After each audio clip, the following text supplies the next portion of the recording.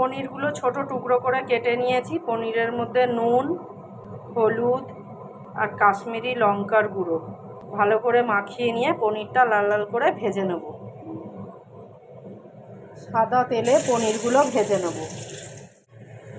পনিরটা ভাজা হয়ে গেছে, এবার পনিরটা তুলে নিচ্ছি।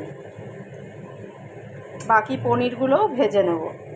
পনির সব ভেজে তুলে নেওয়া হয়ে গেছে। এবার এই তেলের মধ্যেই সেদ্ধ করে রাখা আলু দিয়ে দিলাম। আলুটা একটু ভেজে নেব।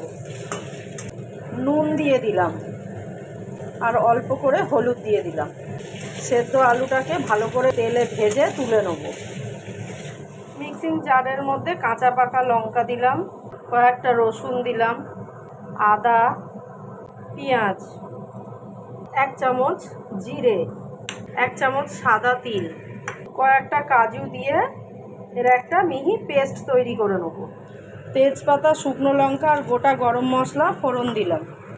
ফোড়নটা ভাজা হয়ে গেছে, এবার পেস্ট করা মশলাটা এতে দিয়ে দিলাম। মশলাটা ভালো করে একটু ভেজে নেব। মশলার মধ্যে নুন, হলুদ, কাশ্মীরি লঙ্কার গুঁড়ো আর 1 চামচ চিনি দিয়ে ভালো করে মশলাটাকে কষে নেব। মশলাটা ভালো করে কষে নিয়েছি আর মশলা দিয়ে এবার তেল ছাড়তে শুরু করেছে। এবার এর মধ্যে ভেজে রাখা পনির আর আলুটা দিয়ে দেবো। আবারও আলু আর পনিরটাকে মশলা দিয়ে একটু কষে নেব।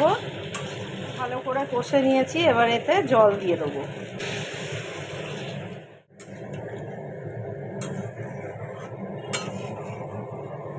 দু মিনিট একটু ফুটিয়ে নিলেই তৈরি হয়ে যাবে পনির আলুর কারি।